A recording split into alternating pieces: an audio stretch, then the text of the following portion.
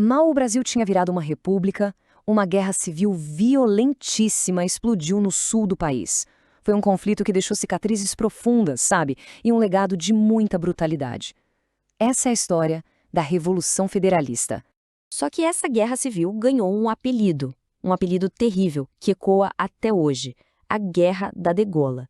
Mas como é que um conflito político chega num nível de violência tão extremo a ponto de justificar um nome desses?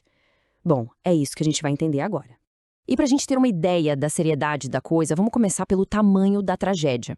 A gente está falando de cerca de 10 mil pessoas mortas, entre soldados e civis. É um número assustador, que mostra que isso não foi uma briguinha qualquer. Foi uma guerra de verdade, em grande escala. Então vamos aos fatos.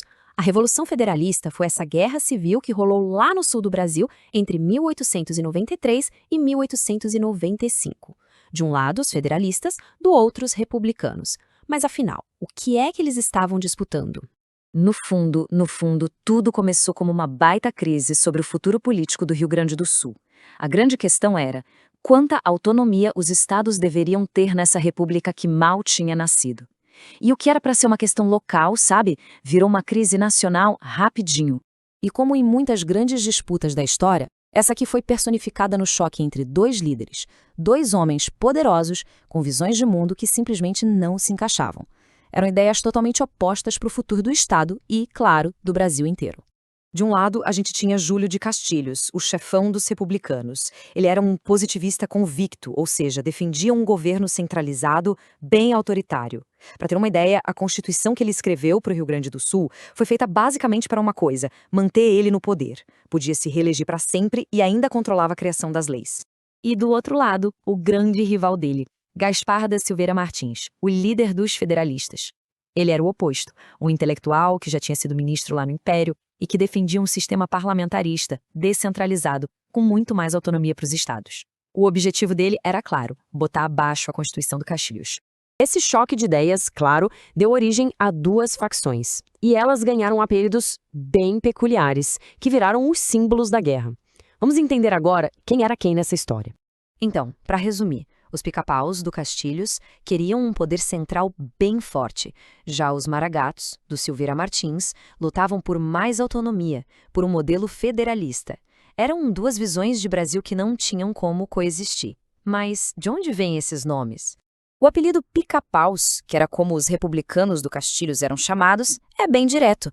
Tinha a ver com a cor do uniforme deles, que parecia com as cores de um pica-pau, um pássaro bem comum lá na região. Simples assim. Agora, a origem de maragatos, essa história é fascinante. O termo era para ser um xingamento. Os republicanos usaram esse nome, que era ligado a um povo da Espanha e a colonos no Uruguai, para dizer que os federalistas eram mercenários, estrangeiros. Só que o tiro saiu pela culatra. Os rebeldes não só aceitaram o nome, como o adotaram com orgulho. Transformaram o insulto numa bandeira. Bom, com as posições políticas definidas e sem a menor chance de acordo, o conflito armado era questão de tempo. E o que começou no Rio Grande do Sul logo se espalhou, botando fogo no sul do país. O estopim da guerra foi em fevereiro de 1893. Foi quando Gumersindo Saraiva, um dos principais líderes militares dos federalistas, cruzou a fronteira do Uruguai com os 500 homens. Essa entrada, a partir de outro país, claro, foi o argumento perfeito para a acusação de que os maragatos eram invasores. A guerra durou mais de 2 anos e meio. Os maragatos foram ganhando terreno, avançando por Santa Catarina, pelo Paraná. O objetivo final deles era chegar na capital, o Rio de Janeiro. Mas uma cidadezinha no Paraná mudou completamente o rumo da história. Esse ponto de virada foi o famoso Cerco da Lapa. Ali, uma força republicana bem pequena resistiu bravamente por 26 dias. No final, eles foram derrotados, sim, mas o tempo que eles conseguiram segurar o avanço foi fundamental. Esse atraso quebrou o ritmo dos maragatos e deu tempo para as tropas do governo se organizarem. Pouco tempo depois, em agosto de 1894, o grande líder militar dos maragatos, Gumersindo Saraiva, foi morto em combate. Foi um baque enorme. Sem seu principal comandante e com o avanço já frustrado, a causa federalista começou a desmoronar. A derrota final veio na Batalha de Campos Ório e a paz finalmente foi assinada em agosto de 1895. A guerra acabou, mas a memória da sua violência, essa ficou. Agora a gente volta àquela pergunta do início. Por que essa revolução ficou tão marcada pela prática da degola? Essa é a questão central que define o horror dessa guerra, né? Por que a execução por degola se tornou um método tão comum, tão difundido e praticado pelos dois lados? A resposta é uma mistura terrível de fatores. Primeiro, existia um sentimento muito forte de revanchismo, de ódio pessoal acumulado. E do ponto de vista militar, por mais cruel que pareça, era prático. Era impossível cuidar de prisioneiros em campanhas de guerra tão móveis. Além disso, economizava munição, que era artigo de luxo, e era um método de execução terrivelmente rápido.